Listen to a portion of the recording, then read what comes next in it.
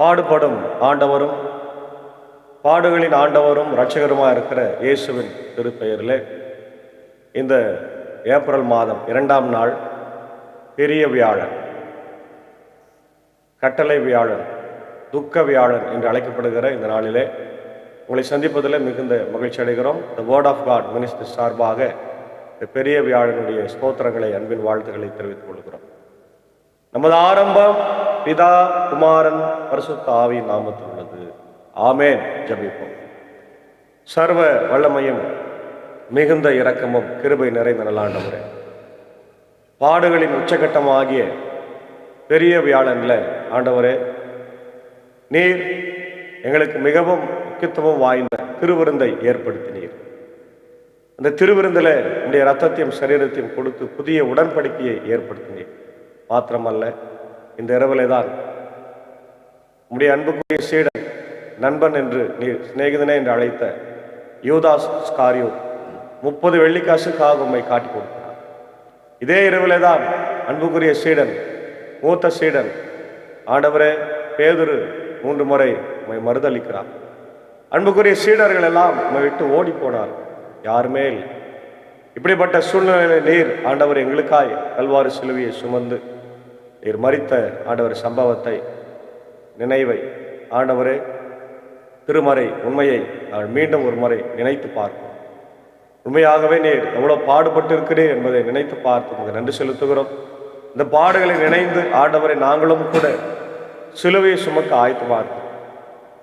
உம்முடைய ஆண்டவர் வார்த்தைக்கு பின்னால் நாங்கள் வருகிறோம், உமக்கு பின்பால் நாங்கள் வருகிறோம். நீர் எங்களை வழிநடத்தும். இந்த நாளின் நிறை செய்தி, பாடல் வேலை, ஜெப வேலையை கர்த்தர் எங்களுக்கு ஆசீர்வதியும். உடைய அன்புக்குரிய அன்பர் சாரியும் ஆண்டவரே, உடைய சாக்கு சாரியும் அடியணி எடுத்து நீர் பயன்படுத்தும். இதை கேட்டு பயன்பெறுகிற எல்லா மக்களும் பெரிய வேலையின் ஆசீர்வாதங்களை தந்து வழி நடத்தும்.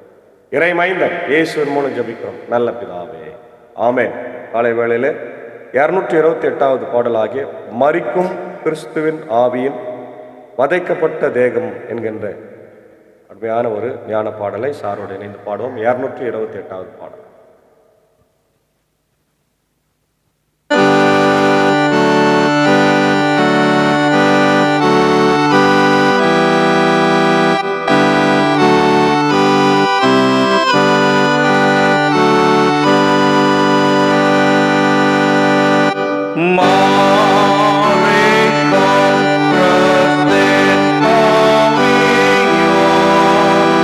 What I got for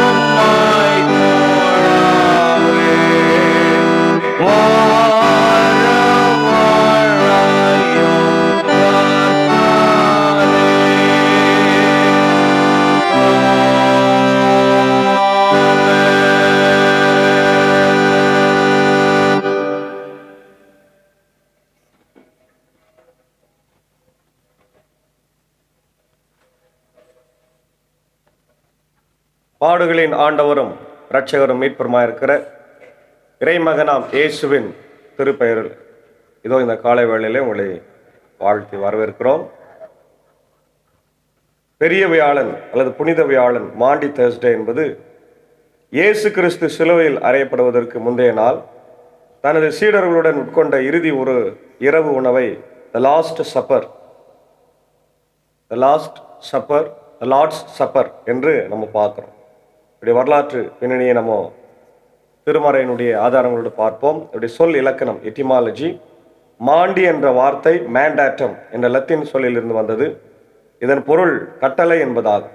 இயேசு தனது சீடர்களின் பாதங்களை கழுவிய பின், நான் உங்களில் அன்பாய் இருந்தது போல நீங்களும் ஒருவரில் ஒருவர் அன்பாயிருங்கள் என்ற புதிய கட்டளையை வழங்கியதால் இப்பெயர் பெற்றது. வரலாற்று பின்னணியை பார்க்கும்போது, யூதர்களின் மரபுப்படி எகிப்தின் அடிமதனத்திலிருந்து விடுதலை பெற்றதை நினைவு கூறும் பாஸ்கா பண்டிகை, பாஸ் ஓவர் கொண்டாடும் வேளையிலே இந்த நிகழ்வு இயேசு தனது மரணத்திற்கு முன் சீடர்களுடன் இணைந்து இந்த பாஸ்கா விருந்தை உண்டார். அதை அவர் மிகவும் உண்ணுவதற்கு ஆவலாயிருந்தார். முக்கிய நிகழ்வுகளை நம்ம பார்க்கும்போது விவிலிய ஆதாரங்களில் சீடர்களின் பாதங்களை கழுவுதல், இயேசு ஒரு பணியாளை போல தாழ்மையுடன் தனது சீடர்களின் பாதங்களை கழுவினார். இது ஒரு தலைவன் என்பவன் தொண்டு சுபேவனாய் இருக்க வேண்டும் என்பதை காட்டுகிறது. ஆகவே ஆண்டவரும் போதகருமான நான் உங்களுடைய பாதங்களை கழுவினேன் என்றால் நீங்களும் ஒருவரே ஒருவர் மற்றவருடைய பாதங்களை கழுவ கடனாளியா இருக்கிறீர்கள் என்று ஆண்டவர் யோவான் 13:14 சொல்றார்.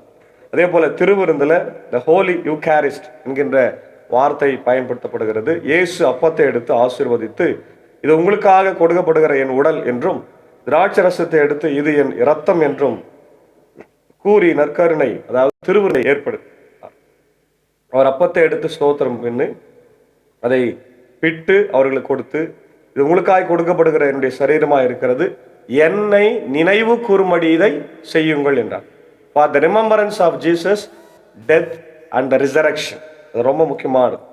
அதுக்கப்புறம் அவர் கெட்செமனே தோட்ட போராட்டம் உணவருக்கு பிறகு இயேசு கெட்செமனே தோட்டத்துக்கு சென்று மிகுந்த வேதனையுடைய ஜபிக்கிறார்.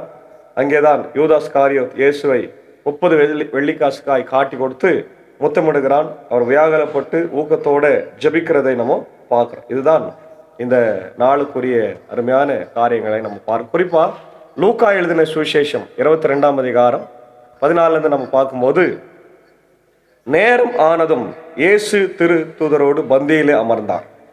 அப்போது அவர் அவர்களை நோக்கி, நான் துன்பங்கள் படும் முன் உங்களோடு இந்த பாஸ்கா விருந்தை உண்பதற்கு மிக மிக ஆவலாயிருந்தேன். ஏனெனில் இறை ஆட்சியில் இது நிறைவேறும் வரை இதை நான் உண்ண மாட்டேன் என்று உங்களுக்கு சொல்கிறேன். பின்பு அவர் கிண்ணத்தை எடுத்து கடவுளுக்கு நன்றி செலுத்தி அவர்களிடம், இதை பெற்று உங்களுக்குள்ளே பகிர்ந்து கொள்ளுங்கள். ஏனெனில் இது முதல் இறையாட்சி வரும் வரை திராட்சை பழ ரசத்தை குடிப்பதில்லை என நான் உங்களுக்கு சொல்கிறேன் என்றார். பின்பு அவர் அப்பத்தை எடுத்து கடவுளுக்கு நன்றி செலுத்தி அதை பிட்டு அவர்களுக்கு கொடுத்து, இது உங்களுக்காய் கொடுக்கப்படும் எனது உடல், இதை என் நினைவாக செய்யுங்கள் என்றார். அப்படியே உணவு அருந்திய பின்பு அவர் கிண்ணத்தை எடுத்து, இந்த கிண்ணம் உங்களுக்காய் சிந்தப்படுகிற என்னுடைய இரத்தத்தால் நிலைநிறுத்தப்படும் புதிய உடன்படிக்கை. என்னை காட்டி கொடுப்பவன் இதோ என்னோடு பந்தியில் அமர்ந்திருக்கிறான். மானிட மகன் தமக்கென்று குறிக்கப்பட்டபடியே போகிறார், ஆனால் ஐயோ அவரை காட்டி கொடுக்கின்ற மனிதனுக்கு கேடு என்றார். அப்போது அவர்கள் நம்மில் இச்செயலை செய்ய போகிறவர் யார் என்று தங்களுக்குள்ளே கேட்க தொடங்கினார்கள். அன்பான தேவ பிள்ளைகளே, இயேசு பாஸ்கா விருந்தை ஆயத்தப்படுத்தின பின்பு அவருடைய சீடர்கள் அவரை யார் காட்டி கொடுக்க போகிறார்கள் என்பதை ஒருவரை ஒருவர் பார்த்து கேட்டுக்கொண்டே இருக்கிறார்கள். ஆனால் இயேசு சொல்லுகிறார், என்னோடு கூட அல்லது நம்மோடு கூட அமர்ந்திருக்கின்ற மனிதன் ஒருவரே என்னை காட்டி கொடுக்க போகிறார் என்று சொல்லி அவர் அதை சொல்றதை நம்ம பார்க்கின்றோம். அதே போல 1 கொரிந்தியர் 11ஆம் அதிகாரத்தில் இயேசு எப்படி திருவிருந்தை ஏற்படுத்தினார் என்பதை முதலாக பவுலடிகளார் தான் அதை சொல்லுகிறதை நாம பார்க்கின்றோம். 22ஆம் வசனத்தில் நான் வாசிக்கிறேன். யார் அவர்கள் பெருமை பாராட்ட துணிவார்கள் என்று முதல்ல ஆரம்பிச்சு அதுக்கப்புறம் சொல்றார் பாருங்க. 22 முதல். அறிவுரைகளை கொடுக்கும் நான் உங்களை பாராட்ட மாட்டேன், ஏனெனில் நீங்கள் ஒன்று கூடி வரும்போது நன்மையை விட தீமையே மிகுதியாக விளைகிறது. முதலாவது நீங்கள் சபையை கூடி வரும்போது உங்களிடையே பிளவுகள் இருப்பதாய் கேள்விப்படுகிறேன். ஓரளவு அதை நான் நம்புகிறேன். உங்களிடையே கட்சிகள் இருக்கத்தான் செய்யும். அப்போதுதான் உங்களுக்குள் தகுதி உள்ளவர் யார் என வெளிப்படும். இந்நிலையில் நீங்கள் ஒன்றாய் கூடி வந்து உண்பது ஆண்டவரின் திருவிருந்து அல்ல, ஏனெனில் நீங்கள் உண்ணும் நேரத்தில் ஒவ்வொருவரும் நாம் கொண்டு வந்த உணவை மற்றவர்களுக்கு முந்தியே உண்டு விடுகிறீர்கள். இதனால் சிலர் பசியாய் இருக்க வேறு சிலர் குடிவெறியில் இருக்கிறார்கள். உண்பதற்கும் குடிப்பதற்கும் உங்களுக்கு வீடுகள் இல்லையா? அல்லது கடவுளின் திருச்சபையை இழிவுபடுத்தி இல்லாதவர்களை வெட்கப்படுத்துகிறீர்களா? என்ன சொல்வது? உங்களை பாராட்டுவதா? இதில் உங்களை நான் பாராட்ட மாட்டேன்.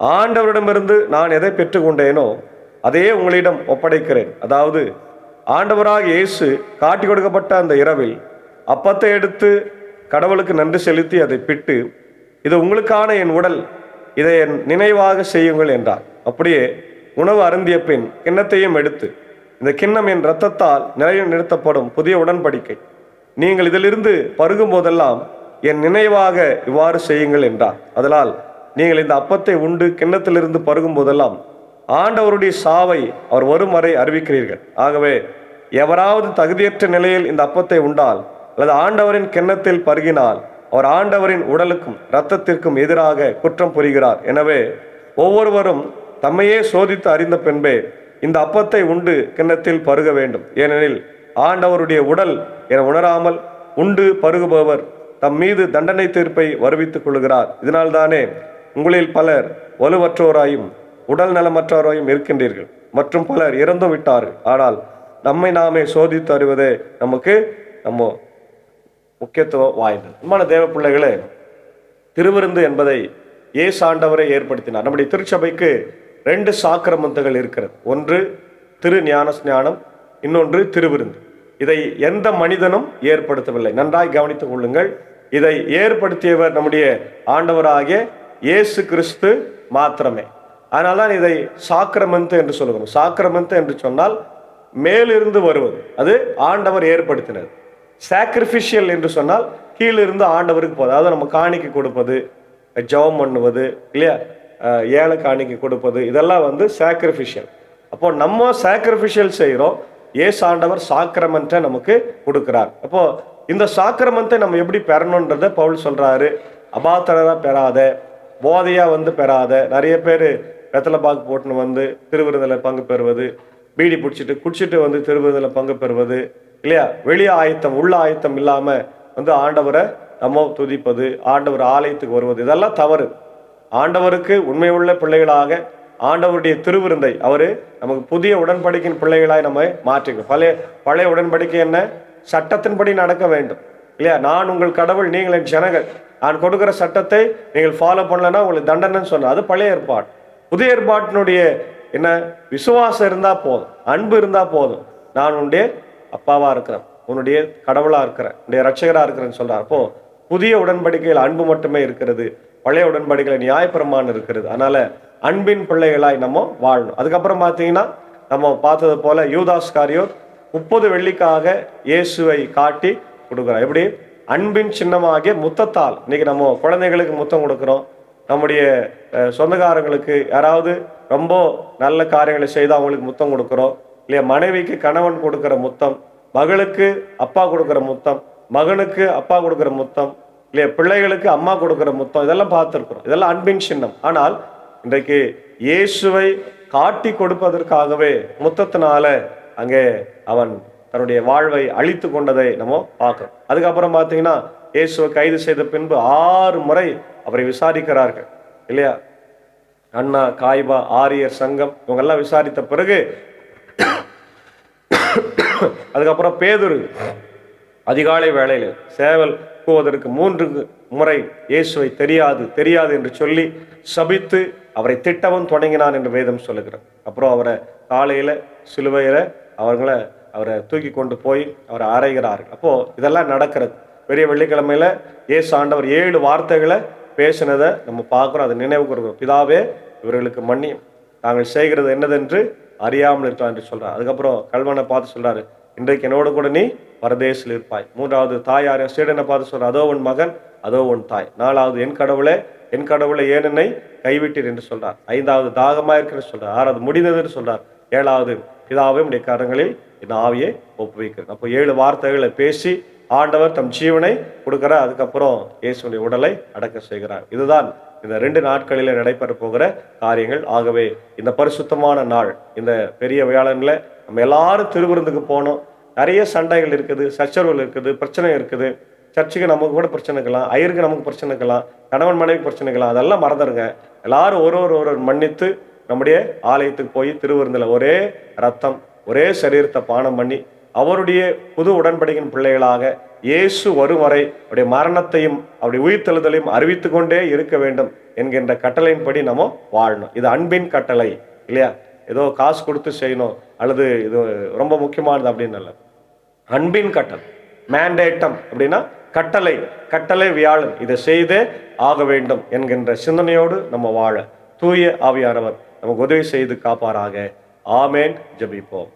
பாடுகளின் ஆண்டவரும் பாடுபடும் மீட்பருமா இருக்கிற இறைமகனாம் இயேசுவே, எங்களுக்காக ஒரே பேரான குமாரனை தந்த பிதாவாகிய கடவுளே, தூய ஆவியானவரே, இதோ இந்த உலகத்துல எத்தனையோ வியாழக்கிழமைகள் வருகிறது. ஆனால் இந்த வியாழக்கிழமை எங்களுக்கு முக்கியத்துவம் வாய்ந்தது. பெரிய வியாழன், இயேசு ஆண்டவரை காட்டி கொடுக்கிற வியாழன், இயேசு ஆண்டவர் எங்களுக்காய் திருவிருந்தை ஏற்படுத்தின வியாழன், இயேசு ஆண்டவர் மறுதளிக்கப்பட்ட வியாழன், இயேசு ஆண்டவரை 1 Corinthians 40 அடி கசையடைகள் அடிக்கப்பட்ட ஒரு வியாழன். இதில் நாங்கள் ஆண்டவரை இன்னும் அதிகமாய் ஆண்டவரை உம்மை தெரிந்து கொண்டு உடைய பாடுகளை ஆண்டவரை தியானித்து திருவிருந்தில் பங்கு பெற்று உடைய ஆசீர்வாதங்களை பெற்றுக்கொள்ள கர்த்தர் உதவி செய்யும். இந்த வார்த்தைகளை கேட்டுக்கொண்டிருக்கிற அகில உலகத்தில் இருக்கிற எல்லா மக்களையும் ஆசீர்வதியும், உடைய தேவைகள் எல்லாம் சந்தியும். வியாதிகள், பலவீனங்கள், துன்பங்கள் எல்லாம் மாற்றும். குறிப்பாக அவசர ஜபமாக இஸ்ரேல் ஈரான் போருக்காக ஜபிக்கிறோம். ஆண்டவர், உலக வர்த்தகம் பாதிக்கப்பட்டிருக்கிறது. கேஸ் ஆண்டவர், பெட்ரோல் ஆண்டவர், டீசல், இதனால மொத்தமே ஆண்டவர் உலகமே ஸ்தம்பித்து போகிற அளவு ஆண்டவர் இன்னைக்கு சூழ்நிலை மாறி இருக்கு. இந்த சூழ்நிலை எல்லாம் மாறவும், அமைதி நிலவவும், ஆண்டவர் குழந்தைகள், பெண்கள் பாதிக்கப்படுறாங்க. இந்த சூழ்நிலைகள் மாற என் தேவன் கிருபை தார். தொடர்ந்து ஆண்டவர் +2 தேர்வு எழுதியிருக்கிற பிள்ளைகளுக்காக இது 10ஆம் வகுப்பு இன்று கடைசி தேர்வு. ஆண்டவர் சோஷியல் சயின்ஸ் எல்லாரும் எழுதுகிறாங்க. ஆசீர்வதியும். அடியனுடைய மகன் அலங்தனம் எழுதுகிறான். ஆண்டவர் நன்றாக எழுதி வெற்றி பெற கிருபை தார். யாரெல்லாம் தேர்வு எழுதுகிறார்களோ எல்லாரும் ஆண்டவர் நிறைய மதிப்பெண்கள் பெற்று வெற்றி பெற்று அவருடைய திருச்சபைக்கும் சார்ந்திருக்கிற குடும்பத்திற்கும் பள்ளிக்கூடத்திற்கும் நற்பெயர் வழங்க ஆண்டவரை கிருபை தர வேண்டும் என்று ஜபிக்கிறோம். இந்த நாளில் வியாதியஸ்தர்களுக்காய், பலவீனமான மக்களுக்காக ஜபிக்கிறோம். ஆண்டவரே, அவருடைய எல்மாங்குப்பம் திருச்சியுடைய தலைவர் டிஎஸ்பி சாருக்காக, அவருடைய நெக்ஸன் ஆயருக்காக, அவருடைய கெனடி டாக்டருடைய அன்பு சகோதரர் ஆண்டவர் தாமஸ் ஐயாவுக்காக, அன்பான பிள்ளை டாக்டர் பிரியதர்ஷினிக்காக, ஆண்டவர் மோசஸ் ஐயாவுக்காக நான் ஜபிக்கிறோம். குடும்பங்களை ஆசீர்வதி வழிநடத்தும். அதே போல லூக் பிரேம் சிங்காக, ஷாலினிக்காக ஜபிக்கிறோம். இன்னும் யாரெல்லாம் ஆண்டவர் பலவீனமாக சுகரமாக படுக்கல் இருக்கிறாலும் கண் நோக்கி பார். இந்த நேரத்தில் இப்படி இந்திய சுவிசேஷ லுத்தரன் திருச்சபை 3 சபை சங்கங்கள், போதகர்கள், ஊழியங்கள், ஸ்தாபனங்கள், பள்ளிக்கூடங்களுக்காக ஜபிக்கிறோம். அதே போல இந்த நாள் இந்த ஊழியத்தில் இருக்கிற அன்புக்குரிய அன்பர் சாரையும் மேஞ்சாக்காவையும், அன்பான பிள்ளைகள் மாத்தால் மரியாளையும், என்னுடைய சாக்கு சாரி டீச்சரை ஆசீர்வதியும், அடையனும் மனைவி பிள்ளைகளை ஆசீர்வதியும், அடையன் பணியாற்றுகிற பாபனப்பள்ளி, மின்னூர், வடகரை, வேல்சனம் திருச்சபைகளை ஆசீர்வதியும். பாபன சபை கட்ட வேண்டும். மிகுந்த ஆண்டவர் ஏழைகள் இருக்கிறார்கள், அதில் கட்ட முடியாத ஒரு சூழ்நிலை இருக்கிறது. அந்த சூழ்நிலையை மாற்றி ஆண்டவரே, இதோ அதிக ஆண்டவரே காணிக்கைகளை தாங்கி கர்த்தர் கிருபை தார். நேற்று தினத்தில் கூட இப்படி அன்புக்குரிய ஆண்டவரை மிட்டாலம் ஆண்டவர் திருச்சபையுடைய அருமையான ஆண்டவர் டீச்சர் ஜோதி டீச்சர் அவர்கள் நான் உதவி செய்கிறேன் என்று வாக்களித்திருக்கிறார்கள். அவர்கள் தொடர்ந்து ஆண்டவர் ஜெபிக்கும் உதவி செய்யும் கிருபை தார். டீச்சரையும் ஆண்டவர் உமா பிரான்சிஸ் அண்ணானியும், அன்பான பிள்ளை ஜார்ஜ் பிஷையும் ஆசீர்வதியும் வழிநடத்த ராஜா தேவையில்லா சந்தியம். தொடர்ந்து இந்த நாளிலே ஆண்டவரை பிறந்த நாளைக்கு நன்றி செலுத்துகிற அன்பு மக்களுக்காக ஜெபிக்கிறோம். சாருடைய அன்பான நண்பர் சென்னையில் ஆண்டவரே ஒரு முழு நேர ஊழியராய் பணியாற்றுகிற இருதயராஜ் ஐயாவுக்காக ஜெபிக்கும். அவரையும் அவருடைய அன்பு மனைவி பிள்ளைகளையும் குடும்பத்தை ஆசீர்வதியும். இந்த பெரிய வேலையான ஆசீர்வாதத்தை அவருக்கு தந்து வழி நடத்த ராஜா. அதே போல அன்புக்குரிய அண்ணன் ரஜினி கல்யாணி ஸ்கேன் அவருடைய அன்பு மனைவி திருமதி டீனா ரஜினிக்கா ஜபிக்கிறோம். சகோதரியை ஆசீர்வதிங்க, அவருடைய ஊழியங்களை ஆசீர்வதிங்க, பணிகளை ஆசீர்வதிக்க வேண்டுமா ஜபிக்கிறோம். அதே போல ஆண்டவரே என் அன்பு சகோதரன் ஆண்டவரே சீகனுக்காக அவருடைய அன்பு மனைவி ரோகிணிக்கா ஜபிக்கிறோம். இந்த நாளில் தன் பிறந்த நாளைக்கு நன்றி செலுத்துகிற அன்பு சகோதரியை கூட கர்த்தர் ஆசீர்வதிங்க. இந்த நாளின் ஆசீர்வாதங்களை தொடர்ந்து அவர்கள் பெற்றுக்கொள்ள கிருபை தான். தொடர்ந்து நடைபெற போகிற ஆராதனைகள், நாளை தினத்தில் நடைபெற போகிற ஆண்டவருடைய குட் ஃப்ரைடே ஆராதனைகள் பல இடங்களில் அடியேன் பேச இருக்கிறேன். நீர் பேசும், அடியனை மறைத்து ஏற்ற வேளையில மக்களுக்கு ஆண்டவரே இதோ பொற்தட்டிலே வைக்கப்படுகிற ஆண்டவரே பொற்பழங்களைப் போல எங்களுடைய வார்த்தைகள் இருக்க கர்த்தர் கிருபை தார், பயணங்களை வாய்க்கு செய்யும். இப்படி இந்த நேரத்தில் இந்திய தேசத்திற்காக ஜனாதிபதி, பிரதமர், முதலமைச்சர் அவருடைய மற்ற மக்களுக்காகவும் தேர்தல் நெருங்கி கொண்டிருக்கிறது. எங்கள் நல்ல தலைவர்கள் எங்களுக்கு தேர்ந்தெடுக்க கர்த்தர் கிருபை தார். தொடர்ந்து காத்தருளும் வழி நடத்தும். இறைமைந்தன் இயேசுவின் மூலம் ஜெபிக்கிறோம் நல்ல பிதாவே, ஆமென். பாடுகளின் உச்சகட்டத்தில் இருக்கிற நம்முடைய ஆண்டவராகிய இயேசு கிறிஸ்துவின் கிருபையும் பிதாவாகிய தேவனுடைய அன்பு பரிசுத்தாவினை இந்த நாளிலே நம்மளோடு கூட இருந்து ஆண்டவருடைய திரு ராபோஜனத்தில் பங்கு பெற்று தேவ ஆசீர்வாதத்தை பெறுவீர்களாக. ஆமென். God bless you.